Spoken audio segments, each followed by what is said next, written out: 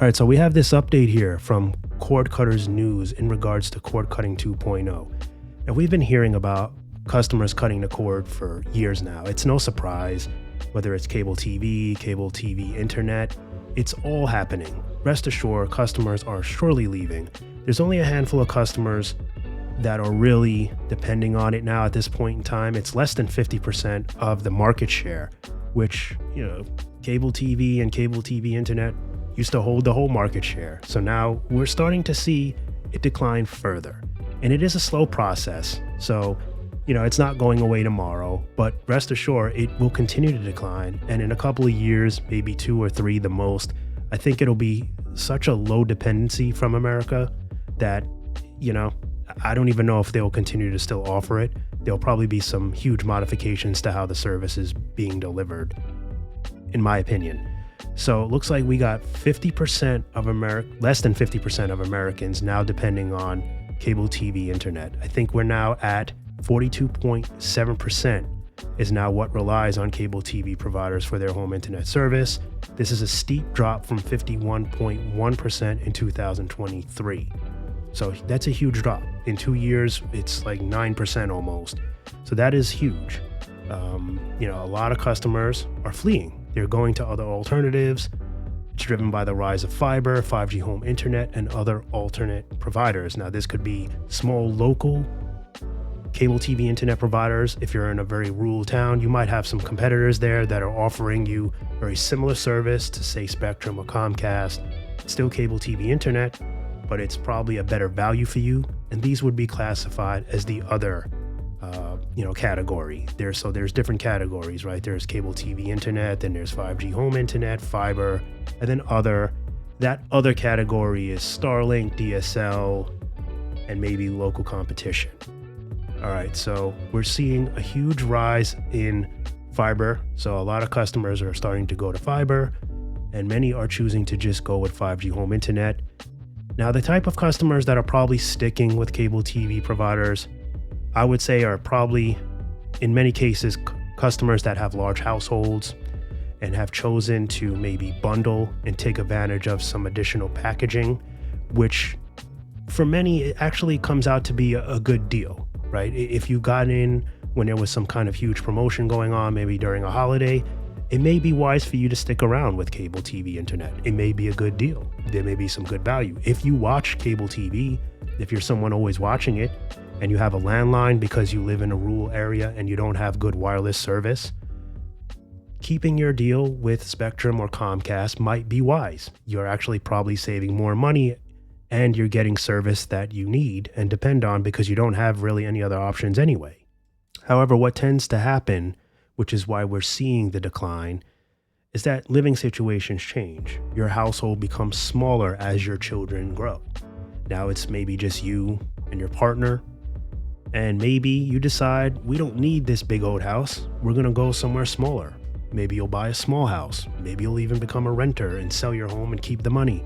It's been known to happen. If you retire and your income has been reduced, these are situations that change, right? So you're going to cut the cord on your cable TV internet because 1, you don't want to pay for it, and 2, you no longer need it.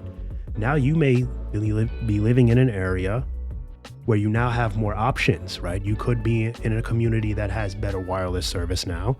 So you can get rid of your landline and get a wireless plan from T-Mobile, AT&T, Verizon, whoever you choose.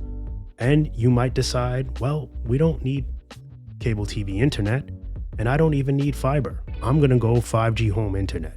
It's more than enough speeds for me. I'm the only one that uses this internet service anyway. And there's tons of deals going on if you sign up. And if you add wireless with a 5G home internet plan, well, then you get even better deals. So a lot of customers are wising up to this and taking advantage of it. They're getting $100 Visa gift cards. They're getting all kinds of perks and benefits, and they're getting discounts on their wireless plan.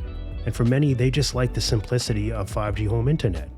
They can literally just move it from room to room and not have to worry about wires. They don't have to deal with any of that maintenance or unexpected service charges, none of it. And for many, it's a great option. Nothing beats the reliability of fiber. So obviously, if you need a reliable fiber connection, If you're someone that does a lot of maybe audio or video work on your computer, or gaming, heavy gaming, something of that nature, well, then you might want to choose a fiber connection because it's going to give you better results.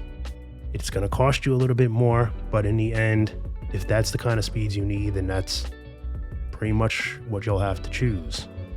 So this is exactly what we're talking about here. Customers choosing what's right for them at the best price possible. So let's break down the survey for 2025. So we have cable TV internet, 42.7%, fiber 33.4%, 5G home internet, which is T-Mobile, Verizon, etc., 16.3%, Starlink, which is SpaceX, is coming in at 0.8%, and then we have the other category, which is 6.8%. Now, like I said, that could be DSL, and that could be local competition in many towns. Now that compares to 2023, where cable TV internet was 51.1%, fiber was 26.7%, 5G home internet was 11.5%. So we can see, 5G home internet has risen greatly. What is that? 5.2% it went up. So a lot of customers are definitely leaving for 5G home internet. That's certainly an option. Of course, fiber is definitely an option, but even we can see the growth in 5G home internet, and we hear about it all the time. And then, other, including Starlink DSL, that actually dropped. That was 10.7%, and now it's 6.8%. And that's because I think fiber and 5G home internet are picking up the slack there. I think customers that are leaving cable TV internet are probably just leaving for other alternatives altogether. They don't even want the local competition.